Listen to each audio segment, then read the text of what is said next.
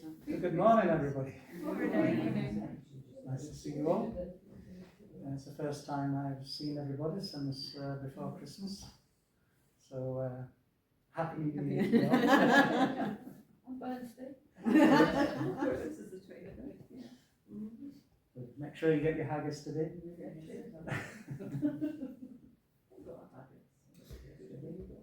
So, we see growing numbers of refugees in Aberdeen, such as Ukrainian, Syrian, Afghans, Iranians, Somalis, Eritreans, and many others. So today we bring our focus on the refugees in our city, or our connection with the refugees. Who are they, where they're going, and the role Aberdeen plays in their story.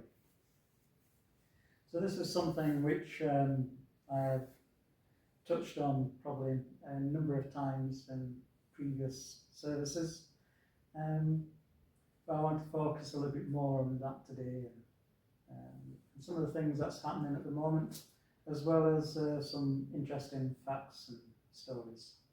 So, but before we get into that, we can sing our first song, which is 133 in the Purple Books.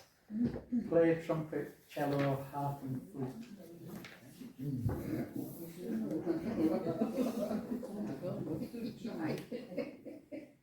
Never heard of it.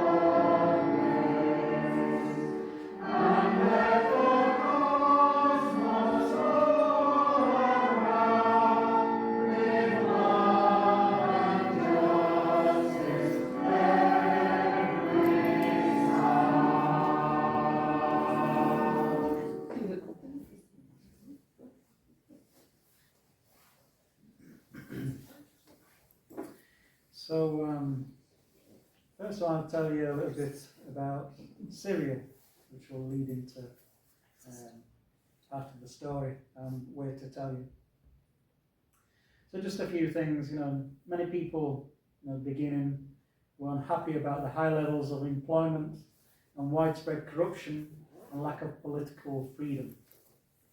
Inspired by the Arab Spring uprisings in Tunisia and Egypt, peaceful protests started. However, the peaceful demonstrations were met by swift government opposition. And when the government used deadly force to crush the dissent, protests erupted nationwide. The violence rapidly escalated, and eventually given way to a brutal war. And the conflict caused the displacement of over half of Syria's population. There are many players in the Syrian conflict.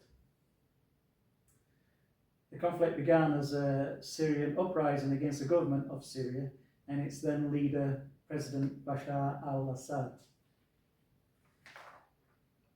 Since then, many groups have joined the fighting, with many fighting each other.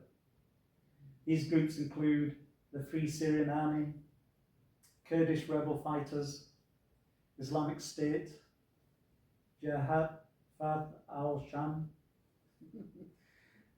Forgive my pronunciation of these. I did have a look at this before. Hezbollah and the Syrian Democratic Forces, and Hayat al-Tahrir al-Sham. So there's quite a few people involved in trying to address everything that's happening in Syria. And of course, they cannot all agree, so they all start fighting each other. And so this must be a terrible place for people, for families, trying to live their daily lives with all this disruption. Of course, there's people not only vying to free the country, but also to gain power themselves. You know, each group obviously have their own agendas. More than 500,000 people have been killed since the civil war began in 2011 in Syria. And in 2024, Syria's former president Bashar al-Assad stepped down and fled to Russia, ending his 24-year rule. This was a pivotal moment. However, the future remains highly uncertain for Syrian families and civilians. So that we're just talking about one place here, but there are many places a little bit like this. So I want to really tell you a story now of one of these people who lived in Syria, who made their way over here. So his name is Omar al-Madani. After the war in Syria broke out, me and my family were constantly on the move, trying to find a safe place in the country to live. There was no electricity, water or milk for the children. Eventually it became too dangerous and we decided to move to Jordan, where my brother and his family lived. We left in the middle of the night and had an incredible, difficult journey. There were dangers I couldn't have expected. We could have lost our lives. And after the dangerous journey, we had to stay in a refugee camp for 4 days until we managed to leave and made it to my brother's house. We lived in Jordan for 6 months, but I wasn't allowed to work. If the police catch you working there, they will throw you out and send you back to Syria.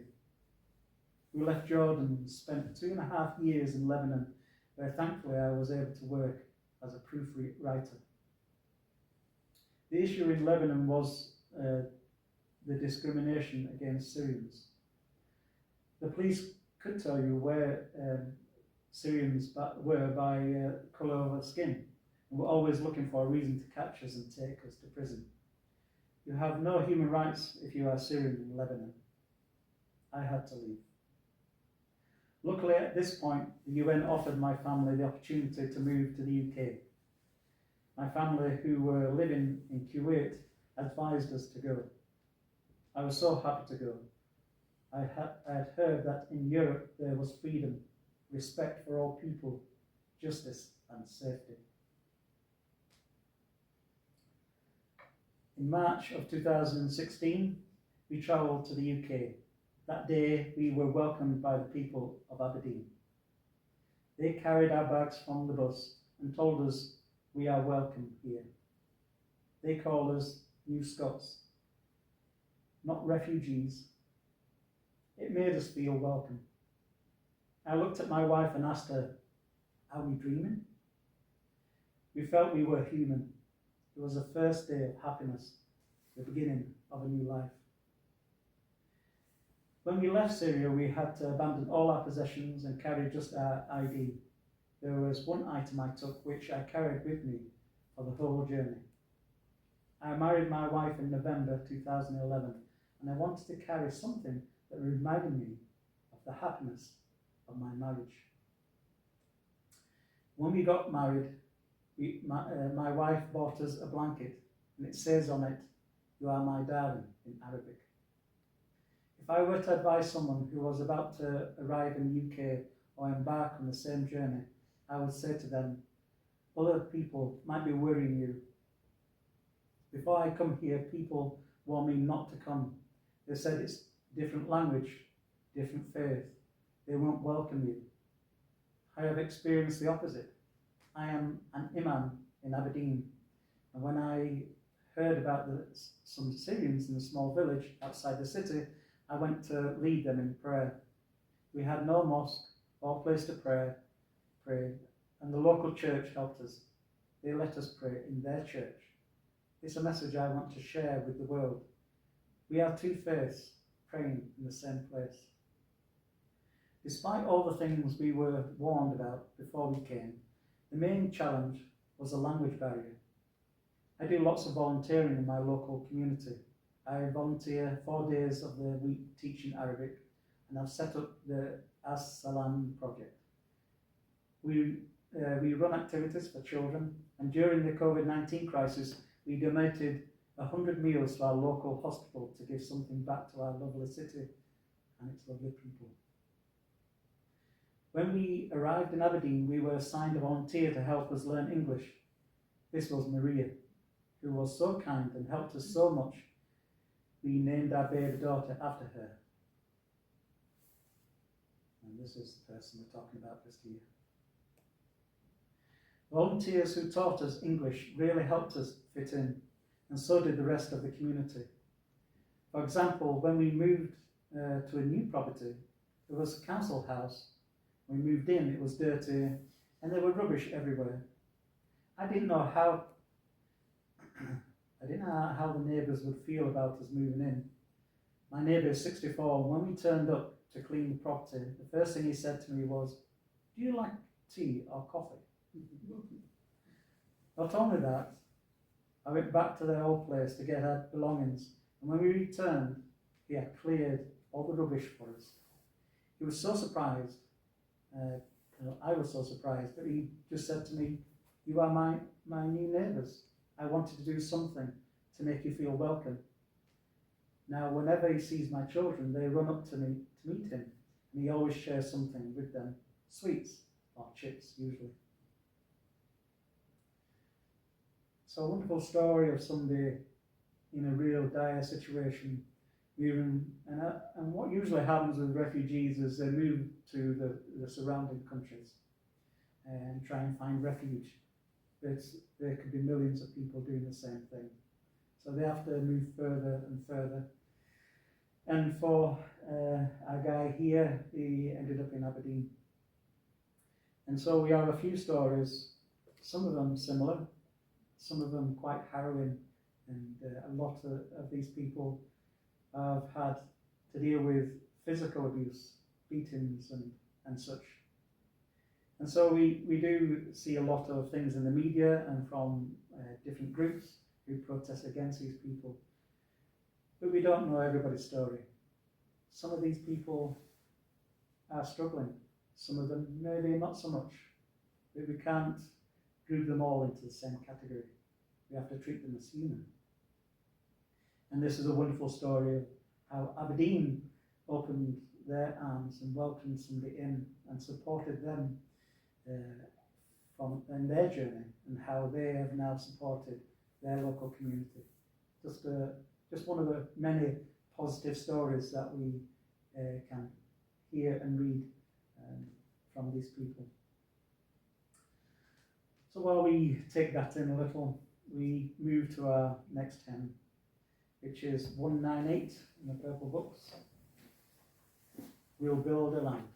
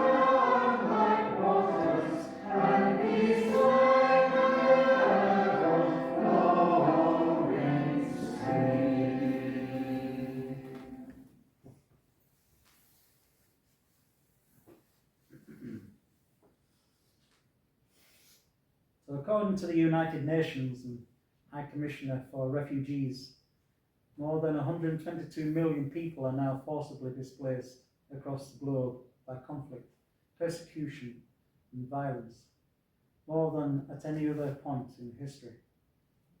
The vast sea of humanity includes over 42 million refugees who have crossed international borders in search of safety, with millions more internally displaced within their own countries.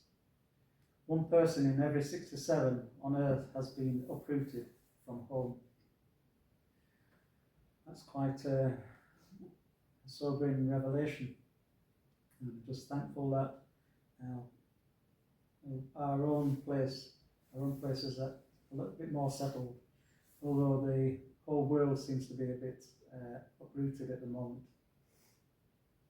Behind these numbers lie the lives of mothers and fathers who have known homes that no longer stand, children whose dreams were interrupted by gunfire, elders whose memories trace back only to times of peace. Sudan, Syria, Afghanistan, Ukraine, these names are now synonymous with displacement. Tens of thousands still live flee every day, carrying only the hope of safety and the stories of loss. In Aberdeen and the wider region, councils and communities groups help each other and those seeking asylum, linking them with housing, healthcare, education and pathways to employment, ensuring that daily life can begin again with dignity. So we have a situation where we have refugees on our doorstep in some of the hotels, in some of the housing, student accommodation in different places. So this is a reality, and we have to deal with this in some way. And many different places deal with it in different ways. In Aberdeen, we have regular meetings. We have third sector meetings where the council,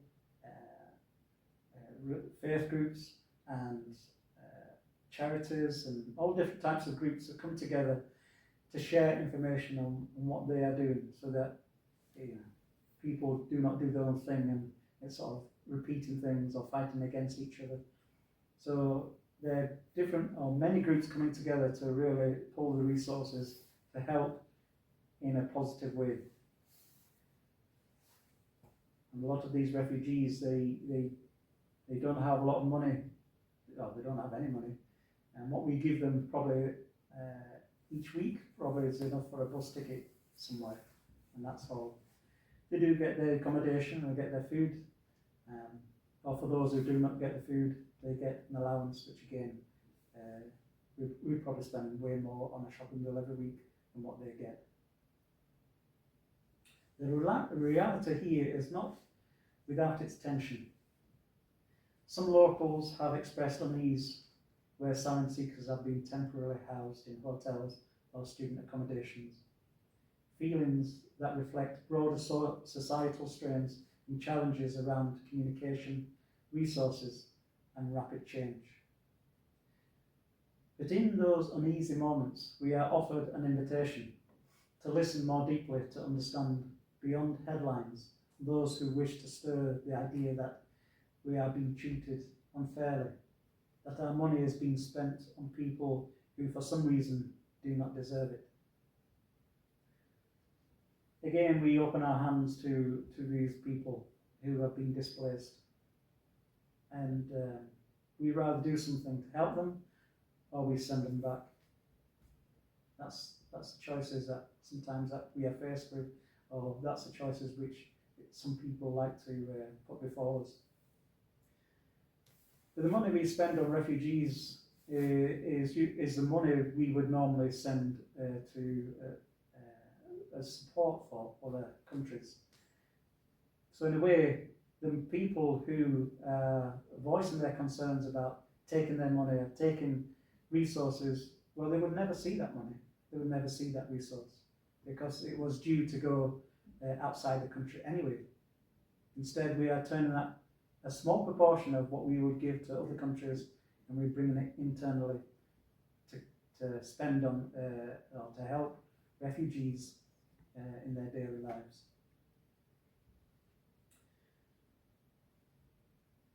So it's just a small, and that's only a small proportion of what we give to other countries. So it's these arguments are put forward. A lot of people will listen, and it creates unrest, and we have that in Aberdeen at the moment.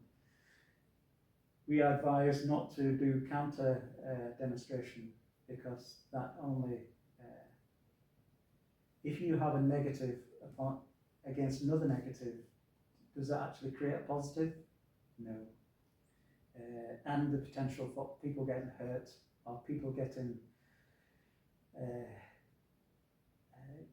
singled out, or for other things negative to happen from an opposing protest. So we have to be very careful, and that's advice given to us by police. But this is all driven by people outside of Aberdeen. So people come from down south, and they create unrest, and that creates inner voice which is right or wrongly against what's happening here in Aberdeen. We must meet our neighbours not as abstractions, but as people whose stories deserve our compassion and to be treated like fellow human beings, not like some animal which we don't know what to do with. Individually, we may not be able to resolve the conflicts and issues in which these people run from. We place that task to those who we place in power. We have people on our doorstep for many different reasons, which include all types of personalities, abilities, and capabilities, traits which we will find in any group of people, because we are only human. But a negative approach feeds negative reactions, which never resolves anything. Now that's from my perspective. We all have our thoughts on the subject. For every person forced from home, there's a harbour of hope waiting to be built. A community that listens, a table that welcomes, and a path that leads to belonging. The sea has always carried both peril and promise. So too does our shared humanity. In December, I went to an event called Cohesion, Building Strong Communities, a civic event which was run by Aberdeen Council. This involved community leaders, faith groups, service providers and residents coming together at the event to reaffirm Aberdeen's proud tradition as a welcoming multicultural city. It focused on supporting asylum seekers, resettled individuals, and all those who call Aberdeen home. We all discussed our own experiences with asylum seekers and what could be done to help those people integrate into our communities. We value be valued people, or be a contributing part of our society, instead of viewing them with mistrust, resentment and fear. There is a worrying trend of people agitating the population to form anti-asylum protests. A lot of effort for what purpose? It's not our problem, but theirs. A kind of attitude which a lot of people take on board. Send them back into war-torn countries. Is that really a solution? You can never know at a glance what these people have endured and what we seem to be good at ignoring. What goes on in the world when it suits us. Meeting in the townhouse is the first of many to bring cohesion to the city, to say that we all stand together in providing humanitarian support right on our own doorstep. The asylum seekers we see in our city represent 0.35% of the population of Aberdeen. Surely we can hold out our hand of hope to these people instead of shouting at them to go back from where they came from. So it was an interesting meeting, and we discussed many things, and these will happen every quarter. So it's not a regular meeting, but everything that was spoken about was taken away, and it will be digested and maybe acted upon. I don't have the results. I was hoping to have something I could share from that meeting, because we got shown quite a few graphs and stuff, which I will now present, because I went to, so the results I got is from National Records of Scotland. So these are the type of things we've got shown at the beginning of the meeting. So here you'll see on screen births by council area in Scotland. So these are births in Aberdeen City. So as you can see, from 2004 we had quite a bit of a rise, and it's slowly declining. Our birth rate is declining, which is never good. So therein lies one problem, which I think we all recognise if we look around us. So here is a percentage change in projected population by age group. I'll just move this so you can see. So this is a projection. So I could show you the actual results, which is very similar to this. But this is a projection right up to 3032. And as you can see to the right hand side, we've got an ageing population. This is quite current at the moment. As I say, the current values are very similar. And so we have less births, and we have more people getting older, which we have to look after, which we have to put things in place. So therein lies a problem. So here in this next graph we see the population of Scotland, of Aberdeen, Aberdeen City, from 2001 to 2024. So you see there is a rise. So what is that attributed to? Well, of course, there's been a few births, recruitment of international students. So we have a lot more international students with us. We've got two major universities in Aberdeen, so Aberdeen University and AGU. We have humanitarian efforts, so the likes of refugees and stuff. We have city's role in energy transition, so bringing new skilled workforce. Before the oil crash, Aberdeen was intending to bring an extra 120,000 people into the city to help with the skilled shortage. But of course, that didn't happen because of the oil crash. So where do we go from here?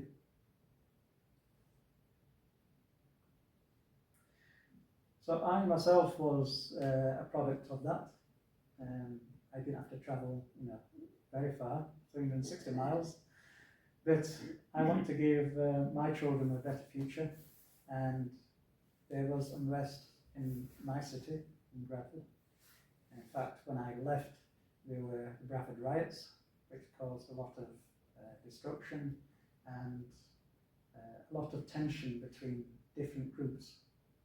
And that was the kind of thing I was moving away from, and to give my children a better start in life.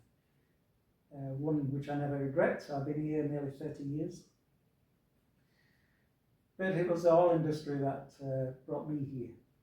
I saw an advert in the paper, and I took the opportunity to come up to Aberdeen, and I thought, well, they was paying for it. Well, I put free weekend, great. I'll have a bit of that. Thank you very much. And I wasn't sure where I was wanting to move. I was open to going anywhere, to be fair. But this was just the first opportunity. And I came up, I enjoyed my weekend. It was very cold, bitterly cold actually. It was bitterly cold. You never disappoint. And but I liked the area, and I had my interview at Baker Oil Tools, as it was then. And I thought, and I was getting paid 1.5 times what I was being paid in Bradford.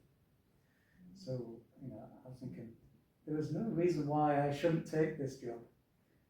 Okay, maybe it'll only last a couple of years and I'll move. But no, I made this my home, and I never looked back. So that was the oil industry that brought me up here, and now I've moved jobs since then, and it's still connected slightly to the oil industry, well, more and more so to the oil industry, but it's more marine. And without the oil industry, Aberdeen would rely on fishing. In fact, Aberdeen supplies probably 3/4 of the fish in all of the UK. So it's still quite a big industry. Of course, there's many other things which Aberdeen is trying to do with renewables, green energy. There's many projects that's yet to come forward, and some that have been recently pushed, which again will need people. It needs skills. It needs, we've got a decline in birth rate, and we've got and people getting elderly, so we need a workforce that can fill that gap, and at the moment we don't have it. So we will need people to bridge that gap. And at the time when I moved to Aberdeen, the oil industry were going out to many different countries, and we brought a lot of Polish people here, as well as people from different areas of the world, to try and bridge that skill gap.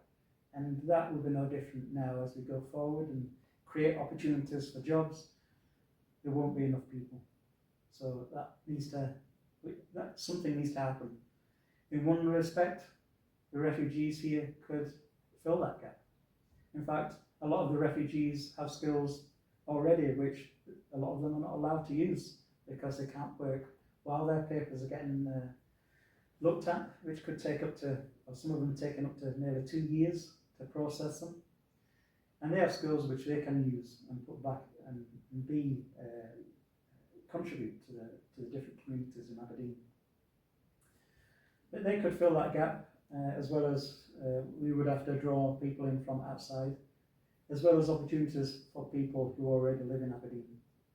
There's plenty of opportunities. There's no need to really refuse anybody of that.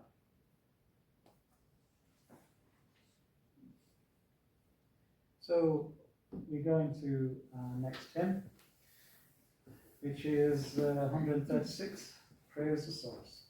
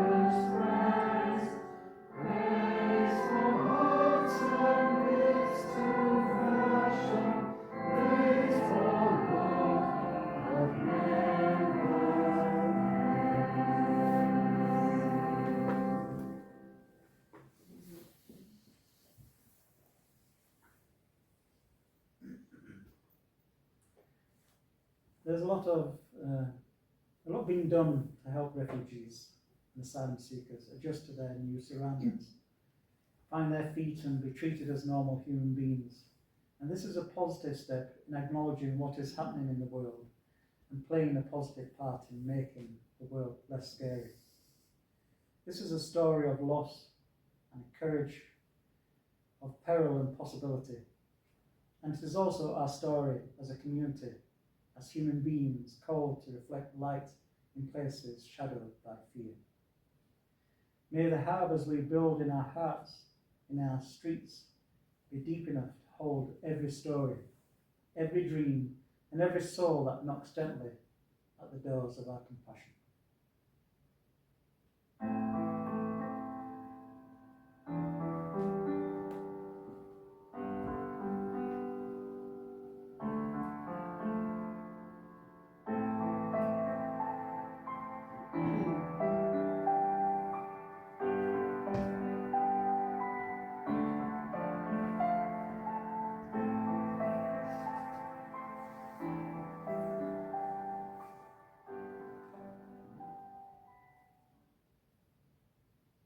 Thank you.